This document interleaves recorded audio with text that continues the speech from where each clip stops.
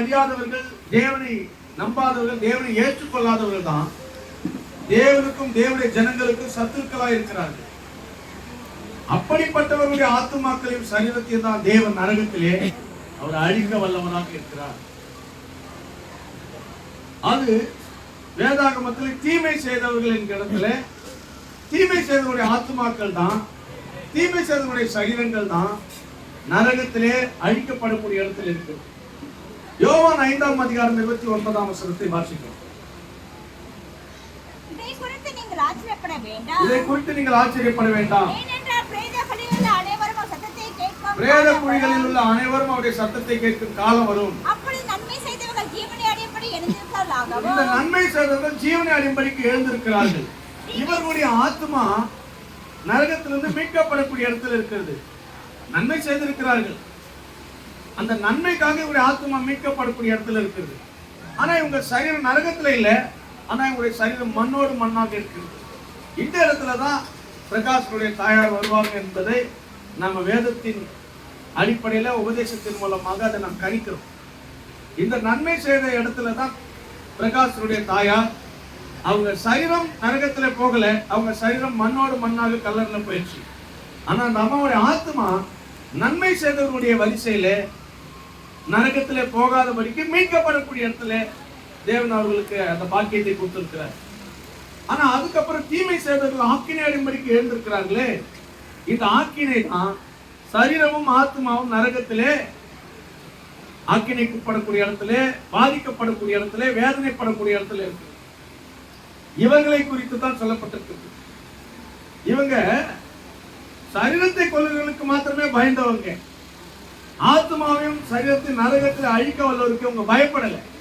அதனால தேவனுக்கு பயப்படாம மனுஷனுக்கு பயந்ததுனாலதான் தேவனுடைய ஆத்மாவையும் சரீரத்தின் நரகத்திலே அழிக்கக்கூடிய இடத்துல இருக்கிறோம். இன்னைக்கு நிறைய பேர் மனுஷர்களுக்கு பயப்படுகிறோம், கடவுளுக்கு பயப்படுறோமா? கடவுளுக்கு பயப்படுறதுதான் பயம். மனுஷனுக்கு பயப்படக்கூடிய பயம் கண்ணியை வருவிக்கும். கர்த்தரை நம்புகிறவங்க உயர்ந்த அடைக்கலத்தில் வைக்கப்படுவோம் என்று நீதிமொழிகள் 29ஆம் அதிகாரத்திலே அந்த வசனம் சொல்லப்பட்டிருக்கு. நீதிமொழிகள் 29, 27 என்று நினைக்கிறேன். அதை வாசிக்கலாம். நீதிமொழிகள் 29ஆம் அதிகாரம் 25. மனுஷனுக்கு பயப்படும் பயம் கண்ணியை வருவிக்கும். மனுஷனுக்கு பயப்படுகிற பயம் கண்ணியை வருவிக்கும். கர்த்தரை நம்புகிறவனும் உயர்ந்த அடைக்கலத்திலே வைக்கப்படுவான். கர்த்தரை நம்புகிறவனும் உயர்ந்த அடைக்கலத்தில் வைக்கப்படுவான்.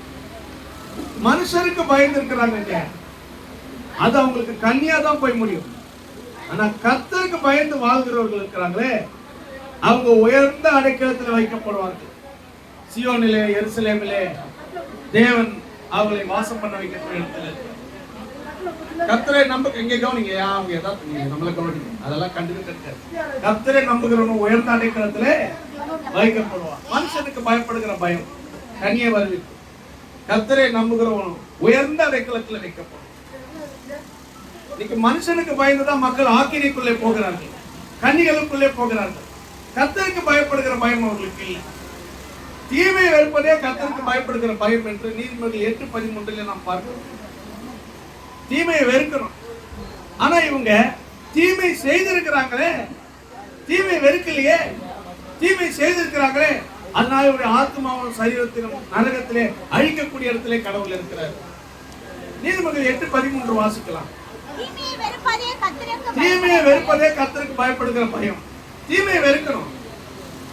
அப்ப இந்த தீமை செய்தவர்கள் என்ற இடத்துல அவங்க தீமையை வெறுக்கல, தீமையை நேசித்து செஞ்சிருக்கிறாங்க. அதனாலதான் தீமை செய்தவர்கள் ஆக்கினை அடையும்படிக்கு எழுந்திருப்பார்கள். கர்த்தருக்கு பயப்படாதனால்தான் அவங்க தீமை செய்திருக்கிறாங்க. ஆனால் தீமை வெறுப்பதே கர்த்தருக்கு பயப்படக்கூடிய பயம் என்கிறதுல நன்மை செய்தவர்கள் என்கிறதுல அவங்க இருக்கிறாங்க. நன்மை செய்தவர்கள் ஆத்மா மீட்கப்படக்கூடிய இடத்துல, தீமை செய்யல அப்படின்ற இடத்துல ஒரு கூட்டம் இருக்கிறாங்க. ஆனா அவங்க நன்மை செஞ்சாங்களோ இல்லையோ, தீமை செய்யல, தீமையை அனுபவிச்சிருக்கிறாங்க. இதுக்கு ஒரு வாசஸ்தலத்தை கர்த்தர் வைத்திருக்கிறார்.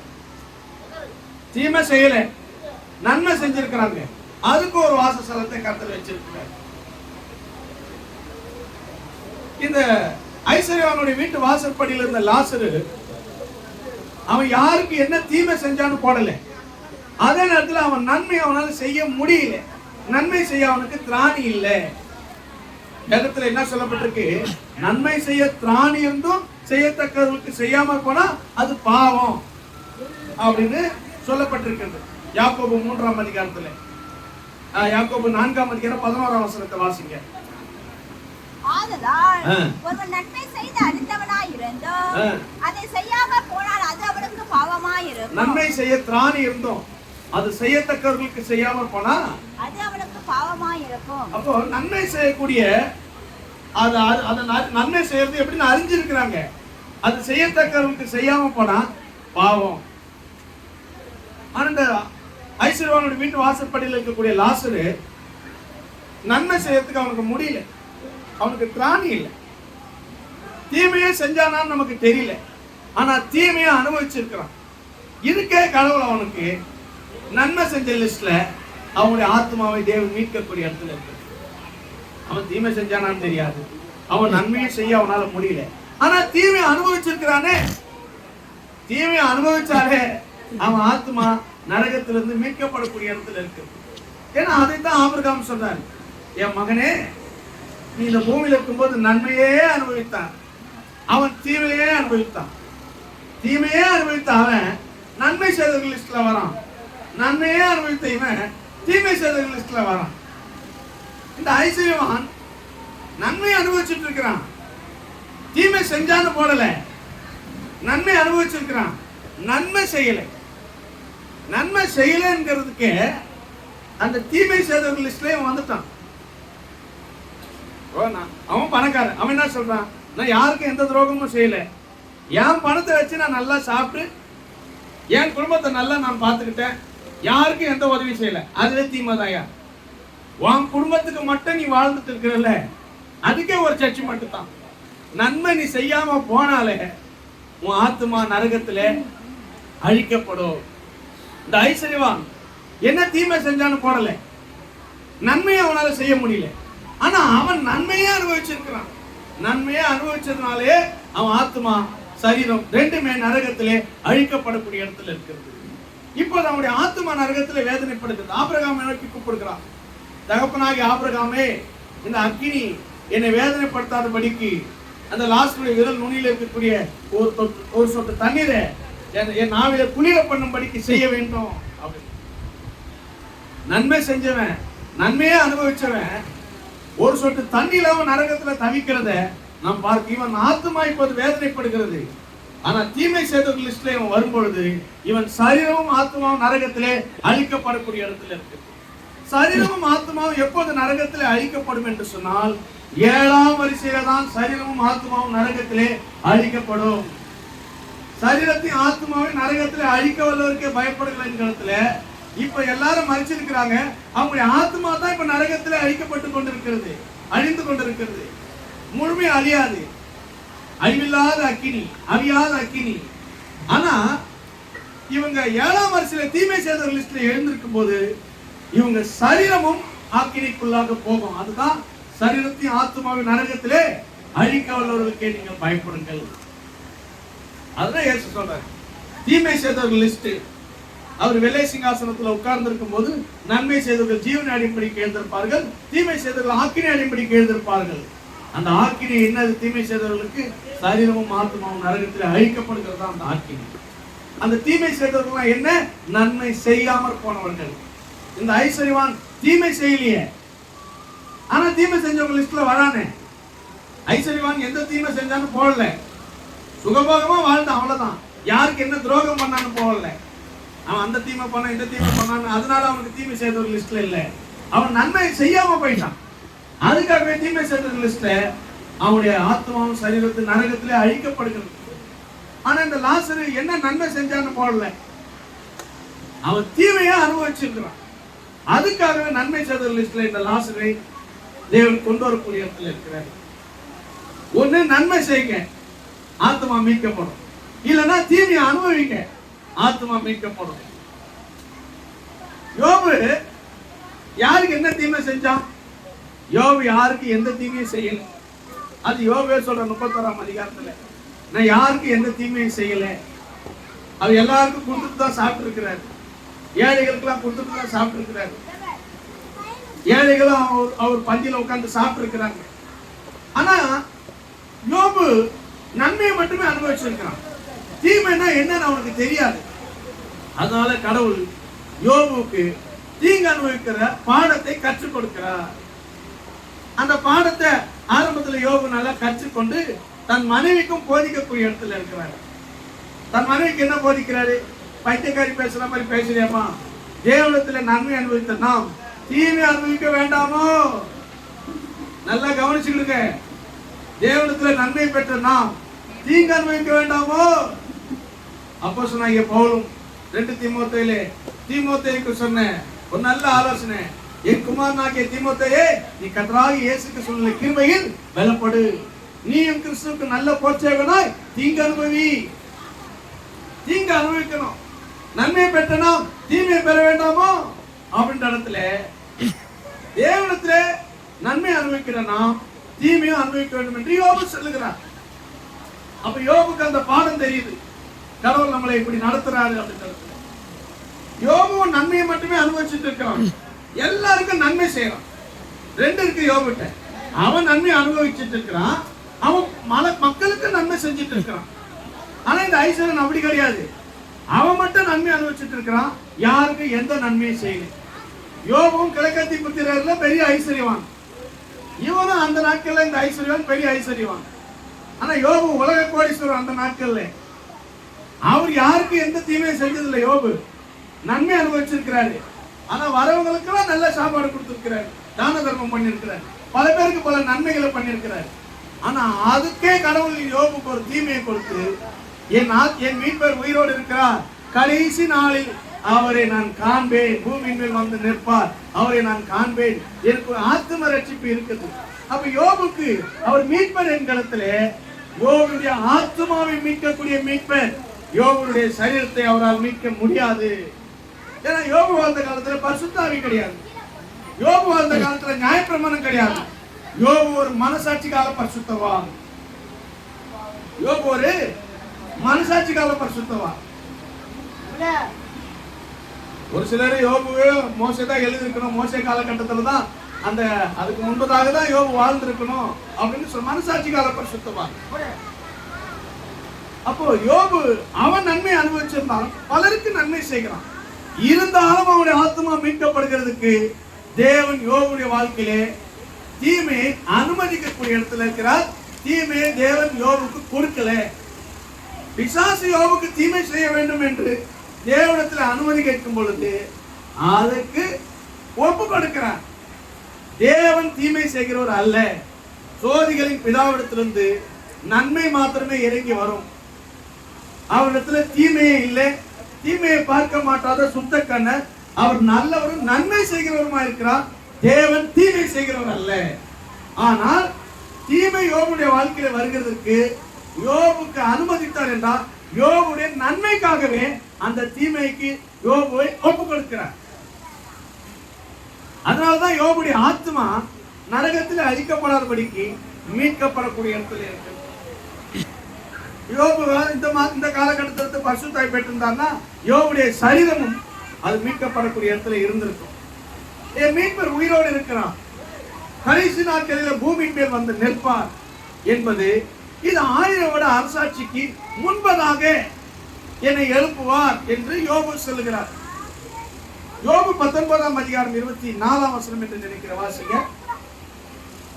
என் மீட்பர் உயிரோடு இருக்கிறார், என் மீட்பர் உயிரோடு இருக்கிறான், அவர் கடைசி நாளில் பூமியின் மேல் நிற்பார் என்றும், அவர் கடைசி நாளில் பூமியின் மேல் வந்து நிற்பார் என்றும் நான் அறிந்திருக்கிறேன். அதுதான் இது 1000 வருட அரசாட்சிக்கு முன்பதாக மனசாட்சி கால பரிசுத்தவான்கள், நியாயப்பிரமாண கால பரிசுத்தவான்கள் 5ஆம் வருஷத்துல உயிரோடு எழுப்பப்படுகிறார்கள் 1000 வருட அரசாட்சிக்குள்ளே பிரவேசிக்கிறது. இவங்க ஆத்மா நரகத்திலிருந்து மீட்கப்படுகிறது. ஏன்னா வெளிப்படுத்தின 20ஆம் அதிகாரத்திலே 7ஆம் வசனத்திலே முதலாம் உயிர்த்தெழுதலுக்கு பங்குள்ளவர்கள் பாக்கியவான பரிசுத்தவான்மாக இருக்கிறார்கள். இந்த முதலாம் உயிர்த்தெழுதலுக்கு பங்குள்ளவர்கள் என்ற இடத்துல பாக்கியவான் பரிசுத்தவான் என்கிற பெயரு யோபுக்கு கிடைக்கிறது. ஏன்னா அவருடைய ஆத்மா நரகத்தில் விடாதபடிக்கு மீட்கப்படக்கூடிய இடத்துல இருக்கு. இரண்டாம் மரணத்தின் மேல் இவர்கள் மேல் இரண்டாம் மரணத்துக்கு அதிகாரம் இல்லை. யோபுக்கு இரண்டாம் மரணத்தின் மேல் அதிகாரம் இல்லை. அவர்தான் சொல்லிட்டாரு, எத்தனையோ ஆயிரம் வருஷத்துக்கு முன்பதாக, 6000-7000 வருஷத்துக்கு முன்பதாக யோபு சொல்றாரு, என் மீட்பர் உயிரோடு இருக்கிறார், கடைசி நாள் பூமியின் மேல் வந்து நிற்பார். இது 1000 வருட அரசாட்சியை சாமிக்கிறதுக்கு முன்பதாக நடக்கக்கூடிய ஒரு விஷயம். இந்த பூமியின் மேல் வந்து நிற்கிறதுக்கு முன்பதாக கொஞ்ச நேரத்துக்கு முன்பதாக ஒலிவ மலை மேல் வந்து நின்று அர்மேகதான் என்கிற இடத்துல யுத்தம் பண்ணி, அதற்கு பிறகு பூமி மேல் நின்று 1000 வருட அரசாட்சியை தேவன் ஸ்தாபிக்கக்கூடிய இடத்துல இருக்கிறார். அதுக்கு கொஞ்சம் முன்பதாக அவர் பூமி மேல் வந்து நிற்கக்கூடிய அந்த நேரத்தில், அந்த 1000 வருஷத்துல அந்த சாத்தானை காவலிலே அவர் வைத்து அதுக்கப்புறம் 1000 வருட அரசாட்சியை தொடங்கக்கூடிய இடத்துல இருக்கிறார். அப்ப யோபுடைய ஆத்மா மீட்கப்பட வேண்டும், நரகத்தில் விடப்படக்கூடாது என்பதற்காக தீமையை யோபுடைய வாழ்க்கையை தேவன் அனுமதிக்கிறார். ஒண்ணு, நாம நன்மை செஞ்சிருந்தா மாத்திரம் போதாது, நாம தீமையை அனுபவிக்கிறதுக்கு கற்றுக்கொள்ள வேண்டும் என்கிற பாடம் தான் இந்த அப்போஸ்தல உபதேசம் நமக்கு போதிக்கிறது. அப்போதான் நம்ம வலிமையானவர்களாக மாற முடியும். நன்மையை நீங்க அடைஞ்சிக்கணும். நீங்க நன்மையா வாழுங்க. கடவுளுக்கு நாம் அனுபவிக்கிறதுக்கு சகல நன்மைகளையும் நமக்கு சம்பூர்ணமாய் கொடுக்கிற தேவன் இருக்கிறார். சகல நன்மைகள் நமக்கு கொடுத்தாலும் அந்த நன்மை நாம் அனுபவிக்கிறதுக்கு கடவுள் நமக்கு கிருபை கொடுத்து அனுபவிக்கணும். அதே நேரத்துல அந்த நன்மைகளை மற்றவர்களுக்கு நம்ம கொடுக்கணும், மற்றவர்களுக்கு நன்மை செய்யணும். நான் நன்மை அனுபவிக்கிறேன், மற்றவர்களுக்கு நான் நன்மை செய்யணும். அப்படி செய்யும் பொழுது தீமை வந்தாலும் அதையும் சந்தோஷமா ஏற்றுக்கணும். நன்மை செய்யும் போது தீமை வரும், அந்த தீமையையும் நன்மையாலதான் வெல்ல வேண்டும் என்று ரோமர் 12:21 நாம் படிக்கிறோம். நீ தீமையினால் வெல்லப்படாமல் தீமையை நன்மையால் வெல்லு. தீமையை கூட நன்மையினால் என்ன பண்ணலாம்? ஜெயிக்கலாம். அப்ப தீமையை எப்படி வெல்லணும்? நன்மையால வெல்லணும். தீமையே உனக்கு எதுக்கு? நன்மைக்காகத்தான் அந்த தீமையை கர்த்தர் உனக்கு அனுமதிக்கிறார். யோபுக்கு அந்த தீமை அனுபவிச்சதுனால யோபு நன்மையை அடைந்து ஜீவனை ஆளக்கூடிய இடத்துல அவர் இருக்கிறார். தேவன் நமக்கு தீமையை அனுமதித்தா அதுவும் நம்முடைய நன்மைக்கே என்று நீங்க எடுத்துக்கொள்ளணும். அப்ப ஐஸ்வர்யவான் நன்மை அனுபவிச்சான், யாருக்கு நன்மை செய்யல. ஆனா இந்த லாசரு நன்மை அனுபவிக்கல, யாருக்கு நன்மை செய்யல, ஆனா தீமை அனுபவிச்சான். ஆனா யோபு தான் நன்மை அனுபவிச்சா மற்றவங்களுக்கு நன்மை செஞ்சான், அவரு தீமை அனுபவிக்கல. அப்ப யோபு தீமை அனுபவிச்சு புதிய வானத்துக்கு வரணும். இந்த லாசரு தீமை அனுபவிச்சதுனால புதிய பூமிக்கு வாரான். புரியுதுங்களா? ஆதியாகமம் 4ஆம் அதிகாரத்துல நன்மை செய்யாமல் போனால் பாவம் வீட்டு வாசற்படியிலே படுத்து கிடக்கும் என்று சொல்லப்பட்டிருக்கு. நன்மை இந்த ஐஸ்வர்யவான் செய்யாமல் போனா அவன் வீட்டு வாசற்படியில லாசரு தானே பரிதாபமாக பாவமாக படுத்து கிடக்கிறான். நன்மை செய்யாமல் போனா பாவம் வீட்டு வாசற்படியிலே படுத்து கிடக்கும். கடவுளுக்கு நன்மை செய்யறதுக்கு திராணி கொடுத்திருக்கிறாரா? நன்மை செஞ்சிருப்பா, இல்லைன்னா உன் வீட்டு வாசற்படியில பாவம் படுத்து கிடக்கும். பாவம் படுத்து கிடக்குது, நியாயாதிபதியும் வாசற்படியில நின்று கொண்டிருக்கிறார். நியாயாதிபதியும் வாசற்படியில நின்று கொண்டிருக்கிறார். அதுதான் இருக்குது அந்த அதிகாரத்துல. ஆதியாகமம் 4ஆம் அதிகாரம். நீ நன்மை செய்தால் மேன்மை இல்லையோ? நீ நன்மை செய்யாதிருந்தால் பாவம். நன்மை செய்யாம போன இந்த ஐஸ்வர்யவான் வீட்டு வாசற்படியில பாவமா படுத்து கிடக்கிறானே லாசரு, பாவமா படுத்து கிடக்கிறான். ஆனா நீ நன்மை செய்யாம போயிட்டப்பா, பாவம் படுத்து கிடக்கிறான். அவனுக்கு ஒரு நாள் நீ நன்மை செய்யலையே, செஞ்சிருந்தாலும் அவனுக்கு மேன்மை கிடைச்சிருக்குமே. அப்போ இந்த காயின் நன்மை செய்யல, தீமை தான் செஞ்சான். நன்மை அவனால காயின்ட்ட நன்மையே கிடையாது, அவன்கிட்ட நன்மையே இல்லைன்னு கடவுள் சொல்லிட்டாங்க. நன்மை செஞ்சுதான் மேன்மை கிடைக்கும். நன்மை செய்யணும் பாவம் வீட்டு வாசல்ல படுத்து கிடக்கும். நன்மை செய்யல, ஆனா தன் சகோதரனை கொலை செய்யக்கூடிய இடத்துல தீமை செய்தான். அதனால இந்த காயினுடைய சரீரத்தையும் ஆத்மாவையும் அவர் நரகத்திலே அழிக்க வல்லவர். ஆனா இந்த ஆபேல் அவன் நன்மை செஞ்சிருக்கிறான். தீமையும் தன் சகோதர நிமித்தம் அனுபவிச்சிருக்கிறான். இவனுடைய ஆத்மாவை அவர் காக்க வல்லவர். ஆனா நாம் நன்மையை செஞ்சிருக்கிறோம். நாம் நன்மை அனுபவிச்சாலும் மற்றவங்களுக்கு நன்மை செஞ்சிருக்கிறோம். தீமை செய்யல, தீமையை அனுபவிச்சிருக்கிறோம். அவருடைய ரகசியம் வருகை நம்முடைய ஆத்மாவும் சரீரம் இந்த பூமியிலிருந்து மீட்கப்படும். நம்முடைய ஆத்மா சரீரம் நரகத்திலே அழிக்கப்படுவதில்லை என்கிறதுல. அப்ப இந்த அம்மா பிரகாஷனுடைய தாயார் நன்மை, அவங்க நல்லதா வாழ்ந்தாங்க, நன்மையா இருந்தாங்களோ என்னமோ, அவங்க தீமையை அனுபவிச்சாங்களோ என்னமோ, நன்மை செஞ்சிருக்கிறாங்க. அதே நேரத்துல அவங்க கால்களை இழந்து சில தீமைகளை இந்த பூமியிலே அனுபவிச்சிருக்கிறாங்க. அதனால நன்மை செய்த இடத்துல இவங்க ஆத்மா சரீரம் நரகத்துல அழிக்கப்படுவதில்லை என்கிற இடத்துல இவங்களுக்கு பொருந்தும். ஆத்மாவும் சரீரமும், இந்த அம்மாவுடைய ஆத்மாவும் சரீரமும் நரகத்துல அழிக்கப்படாது. ஆத்மா தான் நரகத்துல அழிக்கப்படாதபடிக்கு நன்மை செஞ்ச லிஸ்ட்ல தீமையை ஒப்பு கொடுத்து நன்மை செஞ்ச லிஸ்ட்ல கொண்டு வந்துட்டாரு. சரீரமும் நரகத்துக்கு போக போறது இல்லை. ஏன்னா சரீரம் தான் மண்ணுக்கு மண்ணா போச்சு. இவருடைய ஆத்மா சரீரம் நரகத்துல அழிக்கப்படுவதில்லை. ஆத்மா மீட்கப்படக்கூடிய இடத்துல இருக்கு. சரீரம் கல்லர்ல மண்ணோட மண்ணா போயிடுச்சு. நம்முடைய சரீரம் மறிச்சா கல்லர்ல தான் போவோம். ஆனா கர்த்தராகிய இயேசு கிறிஸ்து மரியில நம்முடைய சரீரம் கல்லர்ல இருந்து அது உயிரோடு எழுப்பப்பட்டு நம்முடைய சரீரமும் மீட்புக்குள்ளே போகும். ஒண்ணு, நீங்க நன்மை செய்யுங்க, நன்மை செஞ்சு தீமை அனுபவிங்க. நாம் நன்மை செய்து தீமை அனுபவிக்கிறது தான் தேவனுடைய சித்தமாக இருக்கிறது. தேவனுக்கு சித்தமா இருந்தா அப்படியே நாம் செய்வோம். தீங்கு செய்து பாடவிப்பதை பார்க்கலாம், நன்மை செய்து பாடவிப்பதை தேவனுடைய பாடலே பிரிதியா இருக்கும். அவருக்கு சித்தமா இருந்தா அப்படி நடக்கட்டும். எல்லாருக்கும் அப்படி நடக்கிறது இல்லை, எல்லா நேரத்திலும் அப்படி நடக்கிறது இல்லை. அப்படிதான் நடக்கணும்னு கடவுள் சித்த வச்சிருந்தாருன்னா அப்படி நடக்கட்டும்னு பேதுரு சொல்றாரு. 1 பேதுரு 2:20 வாசிங்க. நீங்கள் நன்மை செய்து பாடுபடும் போது, நீங்கள் நன்மை செய்து பாடுபடும் போது பொறுமையோட சகித்தால் அதுவே தேவனுக்கு முன்பாக பிரதியாய் இருக்கும். ஆனா தீமை செய்து பாட அனுபவிக்கிறது என்ன பிரயோஜனம்? நன்மை செய்து பாட அனுபவிக்கீங்களா, அதுவே கடவுளுடைய பார்வையில பிரதியாக இருக்கும்.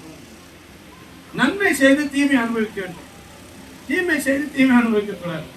தீமையை நன்மையால வெல்ல வேண்டும். நாம் நன்மை செய்தாலும் தீமையை அனுபவித்தா தான் நாம் நிறைவை பூர்ணத்தை அடைந்து கொள்ள முடியும். யோபு சொல்றாரு, பைத்தியக்காரி பேசுறேம்மா, கடவுள்கிட்ட நன்மையை பெற்று நாம் தீமையை பெற வேண்டாமோ? சில பேர் பாருங்க, கடவுள் நல்லது செய்யற வரைக்கும் கடவுளை என்னமா, கொஞ்சம் பிரச்சனை வந்துட்டா கடவுளுக்கு கண்ணு இல்ல, மூக்கு இல்ல, வாய் இல்ல, கத்திட்டு கிடப்பான். அப்படி இல்லை. தேவன் நம்முடைய வாழ்க்கை தீமையை அது ஒப்பு கொடுத்தாலும் அதுவும் நம்முடைய நன்மைக்காகவே. அவர் தீமை செய்கிறவர் அல்ல. ஆனா ஒருத்தர் இருக்கிறாரே பர்மிஷன் கேட்கறதுக்கு, அதுக்கு ஒப்பு கொடுக்கக்கூடிய இடத்துல இருக்கிறார். அதுவும் நம்முடைய ஜெயத்துக்காக, நன்மைக்காக என்பதை நாம் விலகிக் கொள்ள வேண்டும். அதான் சரீரத்தை கொல்லுவதற்கு நாம் பயப்படக்கூடாது. சரீரத்தை கொல்லுகிறவர்களுக்கு நாம் பயப்படக்கூடாது. ஆத்மாவையும் சரீரத்தையும் நரகத்திலே அழிக்க வல்லவருக்கு நாம் பயப்படணும்னா தீமையை வெறுக்கணும், நன்மையை செய்யணும். அவருக்கு பயப்படுற பயம் என்னது? தீமையை வெறுக்கணும், நன்மையை செய்யணும். நன்மை செஞ்சு கர்த்தருக்கு சித்தமானா தீமையை பாட அனுபவிக்கணும். அது ஆண்டவருடைய பார்வையில் பிரிதியா இருக்கும். இதற்காகவே நாம் எல்லாரும் அழைக்கப்பட்டிருக்கிறோம். இதுதான் நம்முடைய அழைப்பு என்பதை இந்த இடத்துல பேதுரு சொல்லுகிறார். அதனால இவங்க நன்மை செஞ்சிருக்கிறாங்க. இந்த அம்மாவுடைய சோத்திர கூட்டத்துல நாம் என்ன தெரிஞ்சுக்கிட்டோம் அப்படின்னா, நாம நன்மை அனுபவிச்சிருந்தாலும், பல பேருக்கு நம்ம நன்மை செஞ்சிருக்கிறோம்னாலும் தீமை வரக்கூடாது நினைக்கூடாது. தீமை வந்தா அது சகிக்கிறதுக்கு கடவுள்கிட்ட நாம் கிருபை கேட்க வேண்டும். தீமை சகிக்கிறவர்களாக இருக்க வேண்டும். அப்படிதானே? தீங்கு அனுபவிக்கும் போது தெளிவு உண்டாகும். தீங்கு அனுபவிக்கும் போது போர்ச்சேவகனாய் மாறுவோம். தீங்கு அனுபவிக்கும் போது தேவ வல்லமையிலே பலப்படுவோம். 2 தீமோத்தேயு 2ஆம் அதிகாரத்திலே, நீயும் கிறிஸ்துவுக்கு நல்ல போர்ச்சேவகனாய் தீங்கு அனுபவி. 5ஆம் வசனமா 3ஆம் வசனம் வாசிங்க. நீயும் இயேசு கிறிஸ்துவுக்கு நல்ல போர்ச்சேவகனாய் தீங்கு அனுபவி. தீங்கு அனுபவிக்கிறவன் ஒரு போர்ச்சேவகன். அதே 2 தீமோத்தேயு 4ஆம் அதிகாரத்திலே 3ஆம் வசனம் என்ன போட்டிருக்கு? 3ஆம் வசனமா 5ஆம் வசனமா? 5ஆம் வசனம்.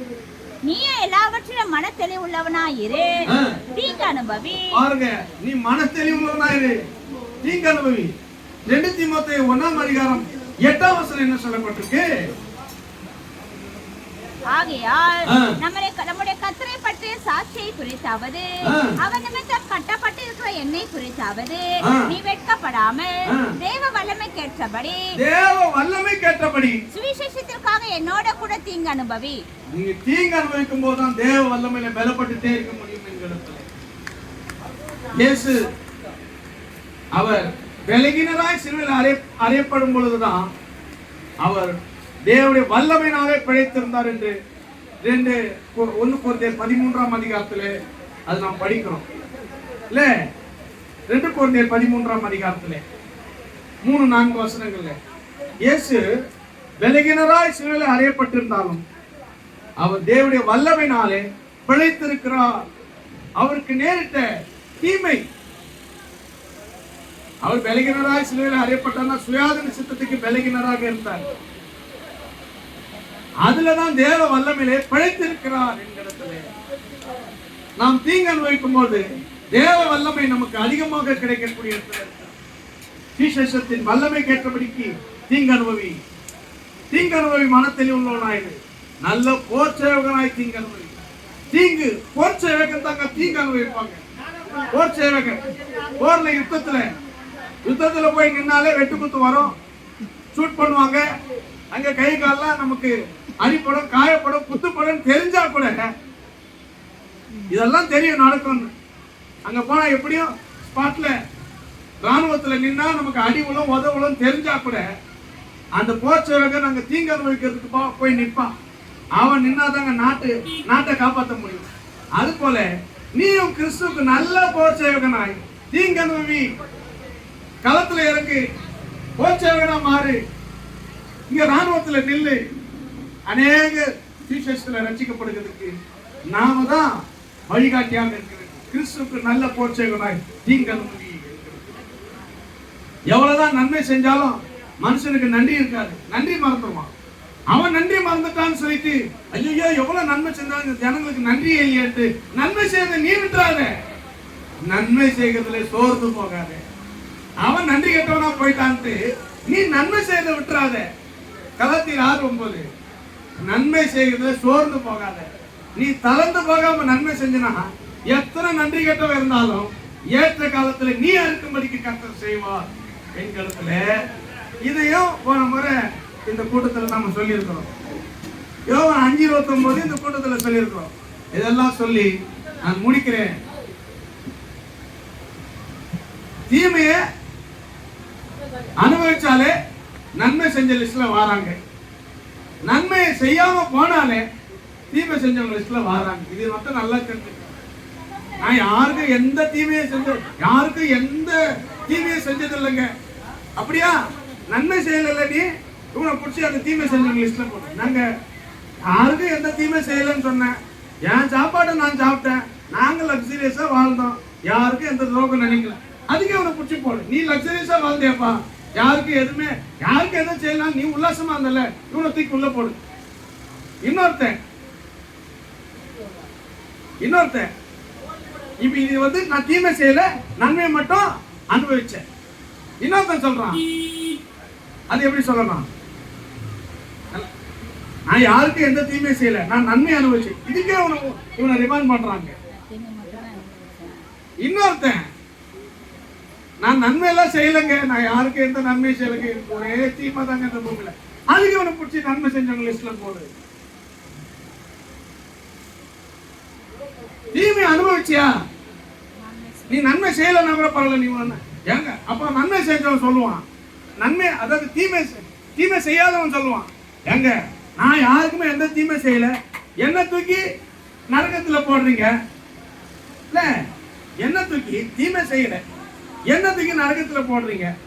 இவன் நன்மையே செய்யலங்க, இவனை தூக்கி எங்க நன்மை செஞ்ச லிஸ்ட்ல போடுறீங்க. இவன் நன்மை செய்யலனாலும் தீமை அனுபவிச்சிருக்கிறாமா, அதுக்கு உனக்கு ஒரு நன்மை கொடுக்கணும்னா கருடைய தீர்ப்பு நீதி நியாயம் எப்படி இருக்கு பாருங்க. நீ நன்மை செய்யறனாலும் தீமை அனுபவிச்சுட்டே இருந்தா அதுவே உனக்கு ஒரு நன்மையா முடியக்கூடிய இடத்துல இருக்கு. நீ தீமை செய்யலனாலும் நன்மையா அனுபவிச்சிருந்தா அதுக்கே ஒரு ஆக்கினை இருக்குது. அதனாலதான் யோபு நன்மை செஞ்சிருந்தாலும் தீமை அனுபவிக்கக்கூடிய இடத்துல என் மீட்பர் உயிரோடு இருக்கிறார், கடைசி நாட்களில் அவர் பூமியின் மேல் வந்து நிற்பார், என் ஆத்மா நரகத்திலே அழியாதபடிக்கு என் மீட்பர் என் ஆத்மாவை மீட்கக்கூடிய இடத்துல வருவார்னு சொல்றார். யோபுக்கு அவர் ஆத்மா மீட்பர், நமக்கு ஆத்மாவையும் சரீரத்தையும் மீட்க வல்லவர். நாம் எல்லாரும் அவருடைய மகிமைக்கு புகழ்ச்சியாக ஆத்மாவிலும் சரீரத்திலும் மீட்கப்படுவோம் என்பதற்கு நாம் பெற்றிருக்கக்கூடிய பரிசுத்த ஆவியானவர் அந்த சுதந்திரத்தின் அச்சாரமாக இருக்கிறார். அந்த சுதந்திரத்தை ஒரு வருகிலே நாம் பெற்றுக்கொள்வோம். உலகால் படித்துக் கொள்ள இந்த சத்தியத்துக்காக கர்த்தரை ஸ்தோத்திரம் பண்ணுவோம். பிரைஸ் தி லார்ட், ஹalleluya. உலகால் படி சேர்ல உட்கார்ந்து இருக்கு, சத்திர சொல்றேன்னு சொல்லிட்டேன். பரவாயில்ல, கண்ண மூடி ஸ்தோத்திரம் பண்ணுங்க சேர்ல. சீலா ஜோம்